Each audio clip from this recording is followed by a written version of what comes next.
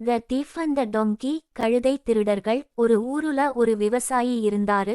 அவரோட விவசாய நிலத்துல விளைஞ்ச பொருளை எல்லாம் சந்தைக்கு கொண்டு போக ஒரு கழுதை வாங்கணும்னு முடிவு செஞ்சாரு. அதனால சந்தைக்கு போயிட்டு ஒரு நல்ல கழுதைய வேலை கொடுத்து வாங்குனாரு. காட்டு வழியா அவரு தன்னோட வீட்டுக்கு நடந்து போறப்ப 3 திருடங்க அந்த விவசாயிய பார்த்தாங்க.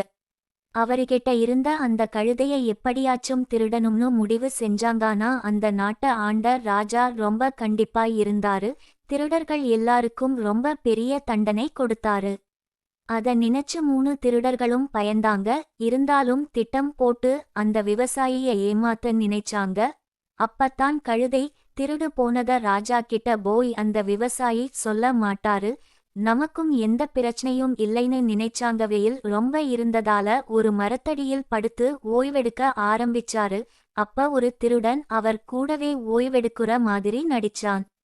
அப்படியே விவசாயி கிட்ட கொஞ்சம் பேச்சும் கொடுத்தான். இந்த காட்டுல மிருகங்கள் மாதிரி உருமாறுற ராட்சசன் இருக்கானாம். அவனை பார்த்தா எல்லாரும் ஓடிடுவாங்களாம்னு சொன்னான். அந்த திருடனத கேட்ட விவசாயி அத நம்பாம சிரிச்சிட்டு விட்டுட்டாரு.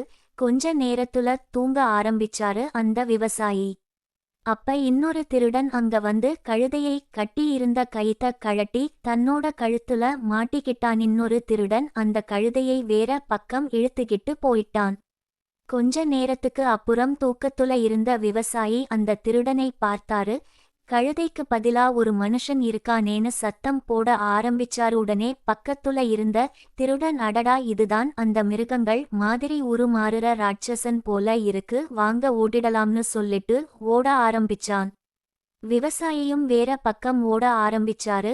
விவசாயி போனதுக்கு அப்புறமா தங்களோட புத்திசாலி தனத்தால விவசாயிய ஏமாத்துன 3 திருடர்களும் அந்த கழுதைய சந்தையில வித்து பாகம் பிரிச்சுக்கிட்டாங்க.